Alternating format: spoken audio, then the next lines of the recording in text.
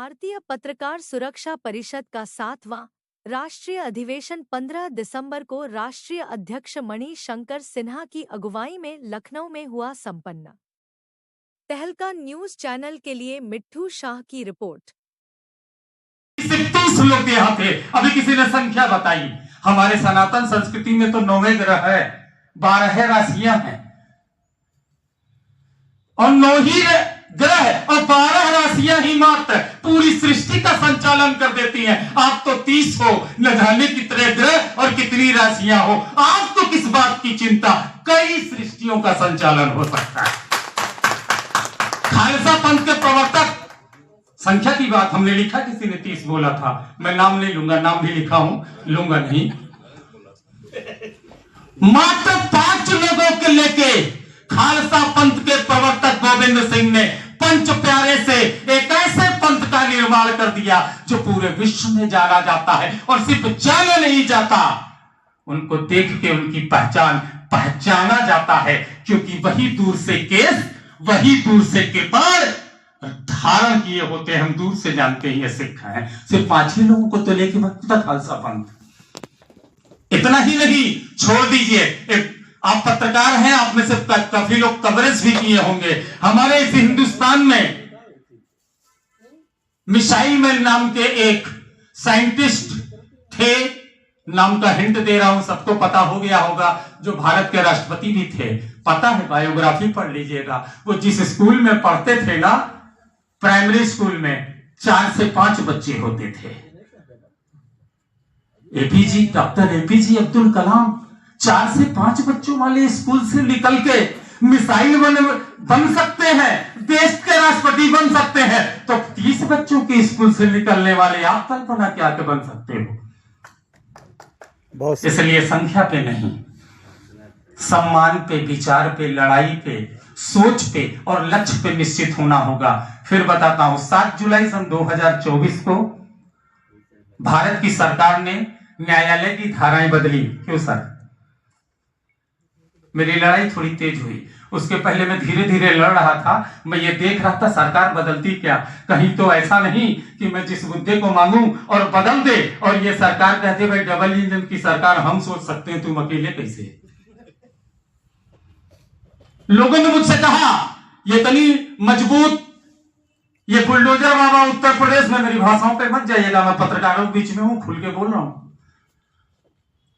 हो सकता है ये आपकी बातों को ना माने, आपके घर भी बुलडोजर चलवा दे। मैंने कहा एक तो लाला, ऊपर से MBA, तीसरे घाट घाट का पीनी पिए, हम उन्हीं को मजबूर कर देंगे, देखते रहो। 8 जुलाई को हमने एक आंदोलन छेड़ा और उस लगभग हजारों पेपरों में होगा, मीडिया में देख लीजिएगा, पंकज भैया के नाम से छपा। मैंने लड़ाई छेड़ा, इस जस्टिसिया की मूर्ति बदलो। आपने न्यायालय में धाराएं बदल दी। अब 302 नहीं कहा जाता, क्यों सर? धाराएं बदल गई, बदलो। प्रधानमंत्री, राष्ट्रपति, गृह मंत्री, भारत के लगभग सभी मुख्यमंत्री, यहां तक कि कई और लोग कहते हैं ना कि बदलना था, बदलने के लिए सिख समाज, मुस्लिम समाज, जैन समाज, यहां तक कि किसान आंदोलन करने वाले टिकैत तक हजारों संगठनों से मैंने प्रधानमंत्री और राष्ट्रपति के नाम पत्र भिजवाया। जानते हैं होता क्या है?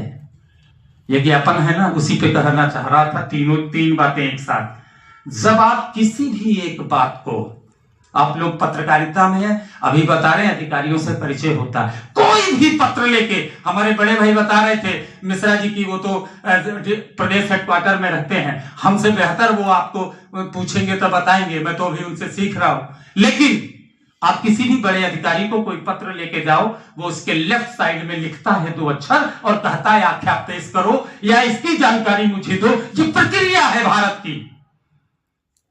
हमने भी सोचा ये प्रक्रिया के पत्र आखिर आख्या किससे मांगा जाएगा। एक पत्र गया गृह मंत्री, वापस न्याय मंत्रालय। एक पत्र गया राष्ट्रपति, वापस न्याय मंत्रालय। एक पत्र गया प्रधानमंत्री, वापस न्याय मंत्रालय। और आपको बिलीव करो, एक दिन में 50-50 पत्र जाता किसी न किसी विभाग में, और वो बंडल बन के न्याय मंत्रालय जाने लगा।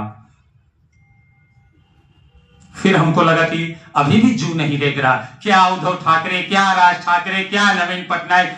कभी अपने राष्ट्रीय अध्यक्ष जी से पूछिएगा, अखबार में छपता भी था, आज बनते भेना फलाने, पहले तो लोग नहीं महत्व दिए। तब मुझे लगा नहीं मजा आ रहा है। अब मैं आपसे जोड़ रहा हूं, पता किसी भी लीडिंग पेपर ने, क्या हिंदुस्तान, क्या दैनिक जागरण, क्या आज, किसी ने भी एक छोटी सी जगह भी नहीं दी मेरी इस लड़ाई में।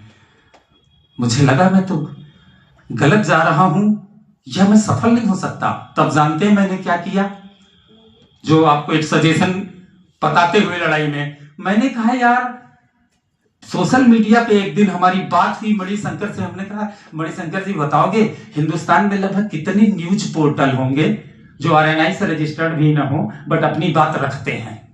इन्होंने कहा ढेरों।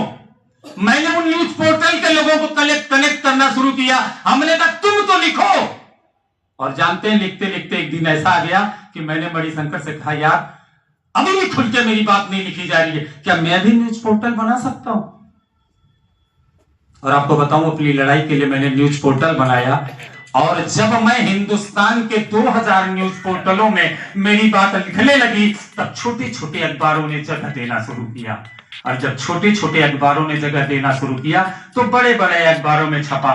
शायद कोई भी भारत सरकार का न्याय मंत्रालय से रिलेटेड मंत्रालय हो जिसमें मेलों की लाइन न लग गई, लेखों की लाइन न लग गई, पोर्टलों की लाइन न लग गई, उसके बाद भी सफलता नहीं मिला। तब जानते हमने क्या किया? एक पत्र प्रधानमंत्री के नाम, 1 रुपया खर्च करो। मैं लोगों से कहता, एक पोस्टकार्ड खरीदो, एक पत्र लिखो, प्रधानमंत्री को भेज दो। पोस्टकार्ड क्यों? इसलिए मैं आपके ज्ञापन के साथ कह रहा हूं, ये ज्ञापन लेके चलिए, मेरे साथ चलिए।